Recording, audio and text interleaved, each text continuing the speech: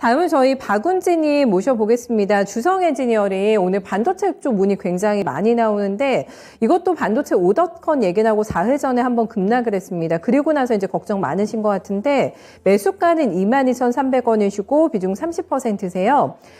손절을 할까 이거를 생각을 하고 계시다고 합니다. 그리고 대안도 있으세요. 하나솔루션으로 갈아탈까요라는 환승 문의까지 함께 남겨주셨는데 글쎄요. 하나솔루션이 오늘 굉장히 탄력적이거든요. 두 자릿수대 급등이 나오면서 태양광 쪽으로 눈을 조금 돌리고 계신 것 같은데 주성엔지니어링이 이렇게 많이 빠졌는데 팔고 다른 쪽으로 간다? 네, 이 결정에 대해서 조금 신중하게 보셔야 될 것 같은데 찬성하실죠? FP님 어떻게 보세요?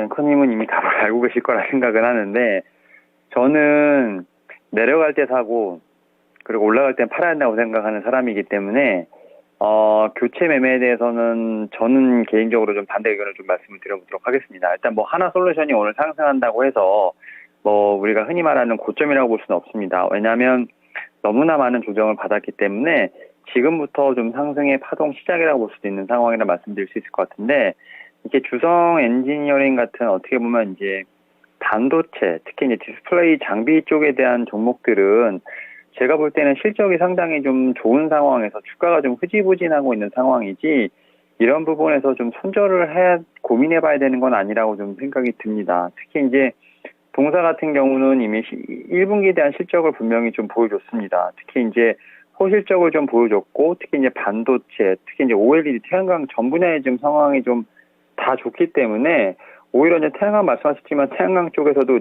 어떻게 보면 이 종목도 좀 숨겨진 관련주가 아닐까 좀 생각을 하는데 특히 이제 영업이익 같은 경우는 거의 전년 동기 대비해서 지금 90% 이상 좀 증가를 했습니다. 사실은 반도체 또 장비 기업이 이렇게까지 아웃퍼폼을 한다는 것 자체는 사실 상당히 좀 놀라운 일이라고 좀 볼 수 있을 것 같거든요. 그리고 이제 2분기부터는 분명히 제가 볼 때는 이러한 측면에 더욱더 어떻게 보면 퍼포먼스가 계속 나올 수 있지 않을까 좀 생각을 하고 있는데 특히 디램 미세 공정이라든지 낸드 같은 이제 단수 증가에 따라서 고난이도 좀 공정에서 좀 인상적인 성과가 계속 나오고 있는 상황입니다.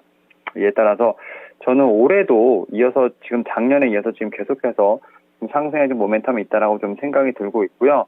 결국 이제 실적은 잘 나오지만 주가가 재미없는 그런 종목이 아닐까 좀 생각을 하면서 지금 이 종목 같은 경우는 이제 목표가 같은 경우 지금 거의 전고점을 넘어가는 29,000원에서 3만원까지도 좀 타겟 프라이스가 좀 나왔기 때문에 오히려 좀 지루함을 좀 견디시는 어떤 그러한 좀 매매를 해주시는 게 어떨까 생각을 하면서 일단 저는 좀 홀딩 의견 좀 말씀을 좀 드려보도록 하겠습니다.